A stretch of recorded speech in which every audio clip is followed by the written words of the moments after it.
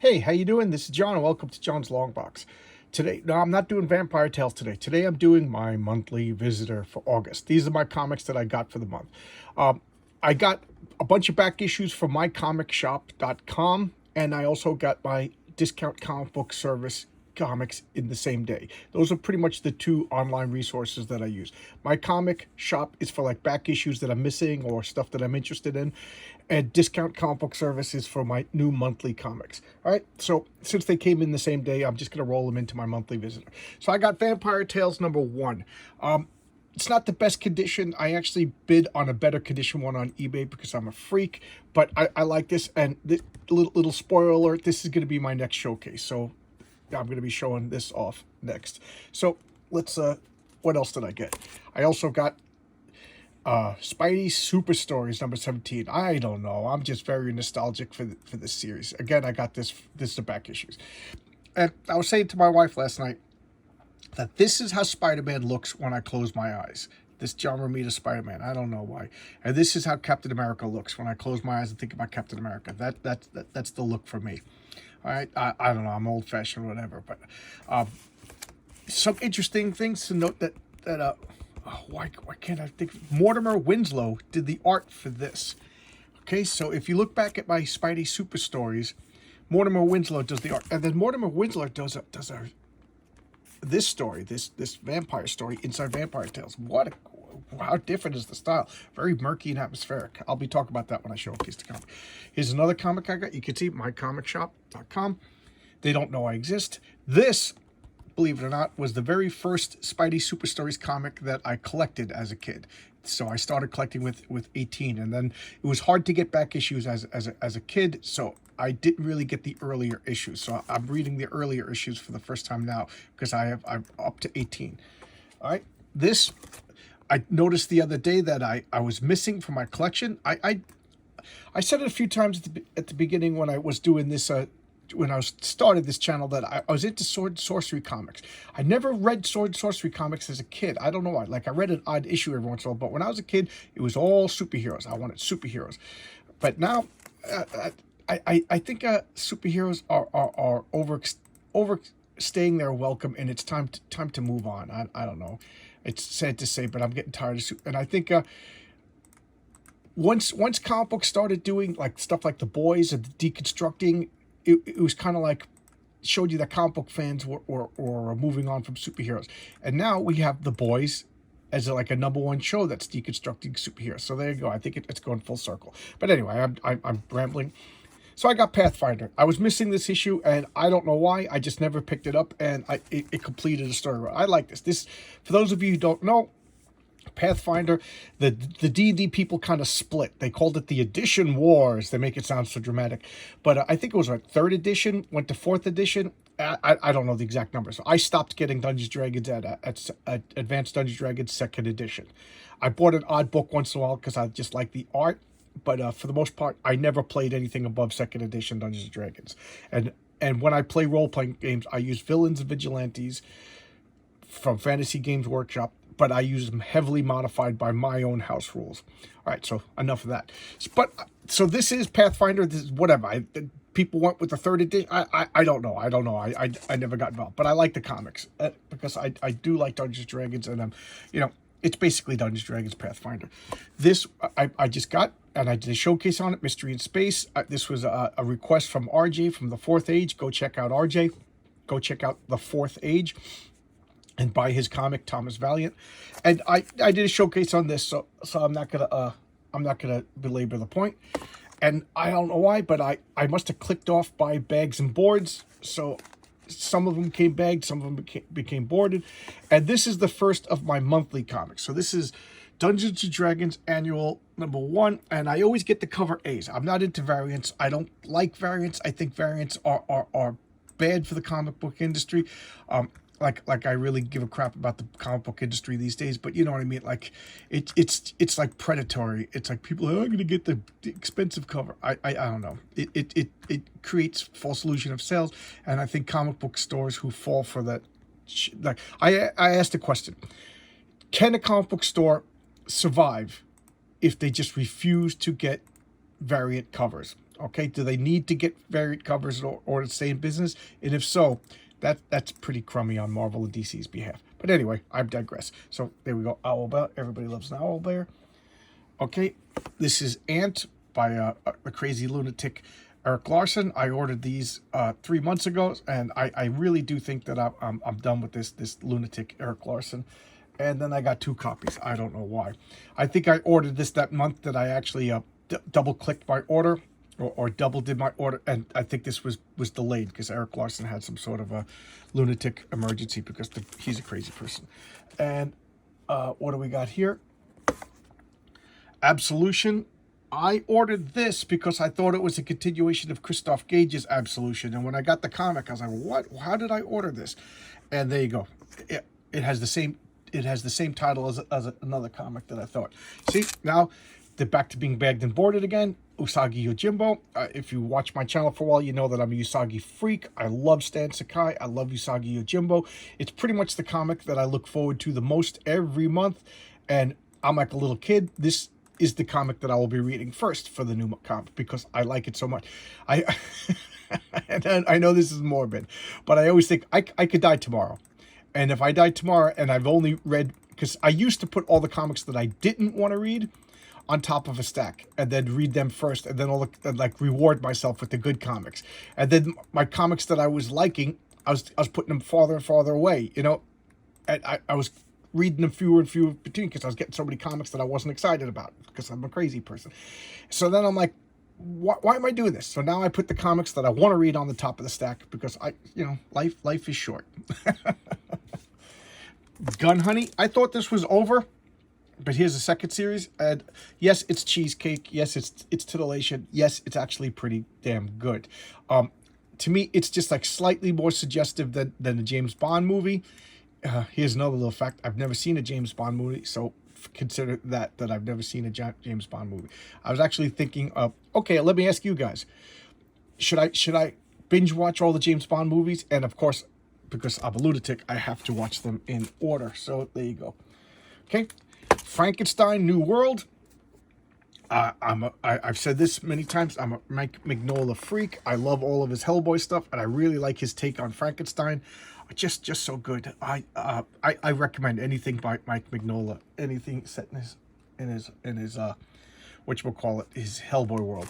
Hawk the Slayer. I know nothing about this other than Garth Ennis. And it looks like it might be like a historical fiction. Maybe it's barbarian. I don't know anything about this. I just saw Hawk the Slayer, and I was like, oh, wow. Is that from Beastmaster or what? I forget what was that sword sorcery movie from the 80s where they had Hawk the Slayer as a side character. But then I saw the name Garth Ennis. Garth Ennis, for those of you who do not know, he is the writer of The Boys comic.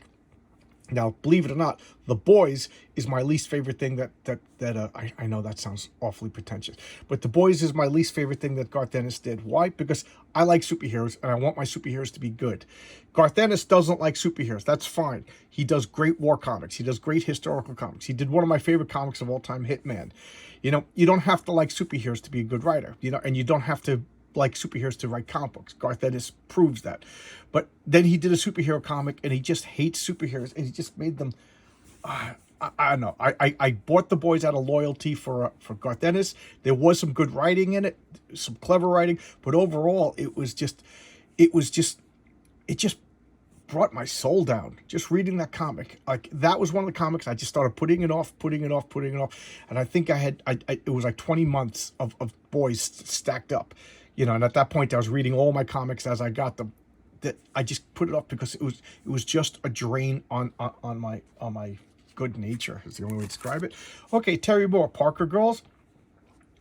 For those of you who may or may not know, I showcased the very first Strangers in Paradise a couple of years ago. Oh, a couple of years ago. Yeah, maybe it was a couple of years ago. I've been doing this for 2 years. I have a love-hate relationship with Strangers in Paradise. Did I say Stranger Things? Strangers in Paradise is a story of Francine and Kachu, 2 girls, one seemingly normal, one freaking lunatic, and they're both sociopaths, if you ask me. And it's like, I like the slice of life stuff, going, get an apartment, you know, getting jobs, stuff like that. Then it turned into like this might as well turn into a James Bond movie with these Parker girls. These are high-class hookers that are seducing senators and influencing world events. You know, at this point, they might as well put on capes and shot laser beams. So, and then he went and, like, I kind of liked, like, he would introduce, like, a small character, and then the next series would be about that small character. Then there would be a small character in that series. And that was pretty interesting. Now he's focusing on the Parker girls, that this hooker spy honey trap network, and I don't know if I'm going to like it. I trust Cherry Moore. He's a good writer, great artist. I never interacted with the man, so he gets the benefit of the doubt. And I follow him on Twitter. All he does is what he should be doing, promoting his comics. And I don't know. I'm a little nervous. Why? Because this is my least favorite part of the Strangers in Paradise story. Okay? And here we have Fables is continuing.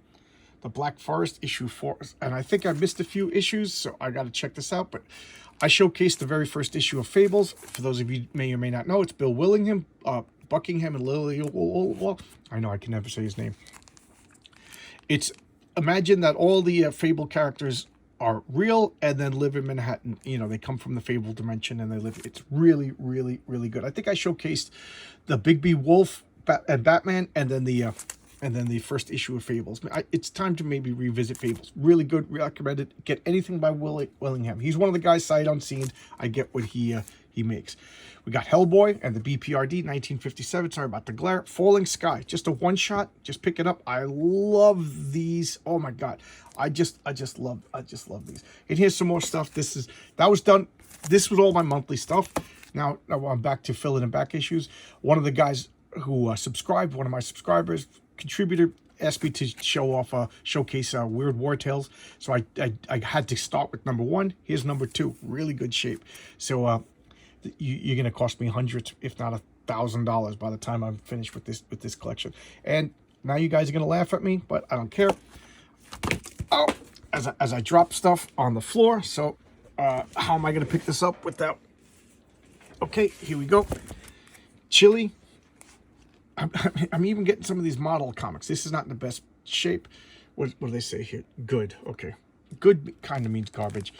So this is like early Marvel stuff that they did model comics, you know, for girl audience. And to me, I lump this in with Archie stuff, but I'm a freak. So I got the first issue cheap on an eBay auction, and now I'm getting these because I'm crazy. Like I said, I still love comic books, so I'm kind of delving more and more backwards and sideways than forward, because modern comics is just so bad. But here we go. This is Chili. Chili is they're like a formula that I've noticed, and I'm just dipping my toes into these girly. It's not girly. It's for girls. Girly is a little different. But there's always like Billy the model is the good girl, and then Chili is her frenemy, you know, her best friend that they hate each other, and she's the bad girl. And guys, we all like the bad girls. I like Chili, the redheaded bad girl, and that was just like I showcased. What was the other one that had the bad girl? Oh yeah, this so much better, guys. Don't pretend you don't agree with me. Don't pretend you don't agree with me. And here we go. She's just like ruthless and you know, always trying to outdo Millie. And here we got 1984. This is a Warren magazine in the vein of creepy and eerie, but this is sci-fi, and this came out in the mid 70s. And reader beware, I was totally unaware of this. It's got a lot of nudity. It's got like borderline like a porn is the only way to describe it. Borderline, like there's still story, great art, but it's very very explicit. I will not be showcasing this on my channel. And I also got this Hunter Ninja Bear by Chuck Dixon and Hunter Nunez. Look at this. I paid like $35 for this, and it was an Indiegogo, a Kickstarter, crowdfund, I forget which one. You could still get it. I didn't read it yet, obviously. I just got it. And I love the premise. First off, I'm an unabashed Chuck Dixon fan, so I love the premise. So I'll get anything by Chuck Dixon that comes out. And he's one of these guys that's been blacklisted by Marvel and DC because he's an unabashed conservative. So this is Hunter Ninja Bear. What it is a clan of ninjas are living out in the woods in feudal Japan. And they're good at fighting and killing humans they're not so good at hunting and killing bears. Like, they're being stalked by a clan of bears. So they go to the United States and they get bear hunters. So here we have a bunch of ninjas who go to the States and hire American bear hunters to come to Japan to fight off the bears.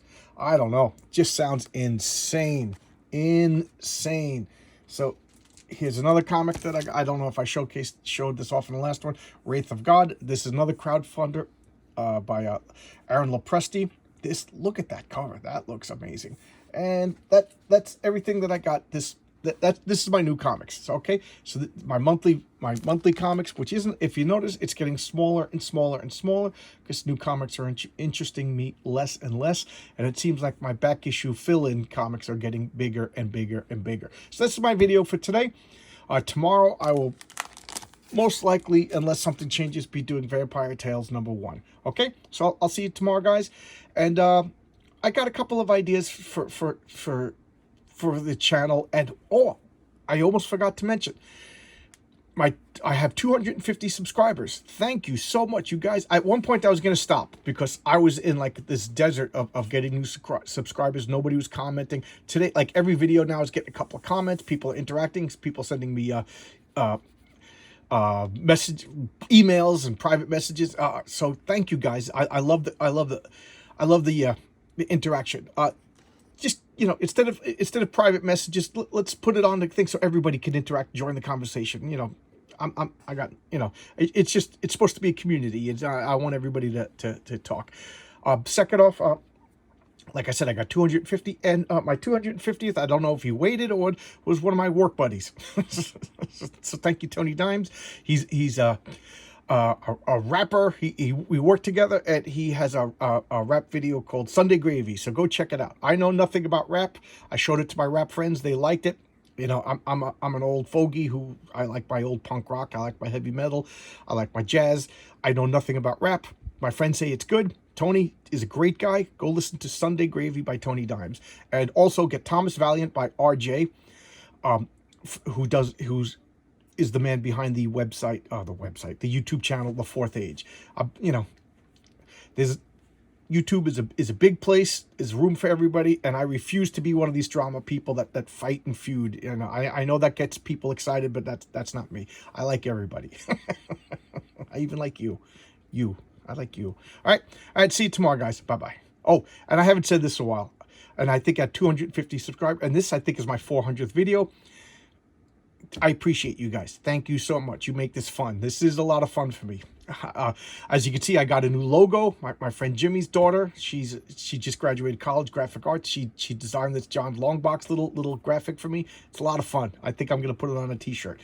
Maybe well t-shirts. I don't know. Wouldn't that be fun? I got to pay for these comics somehow. All right. I'll see you guys. Bye-bye.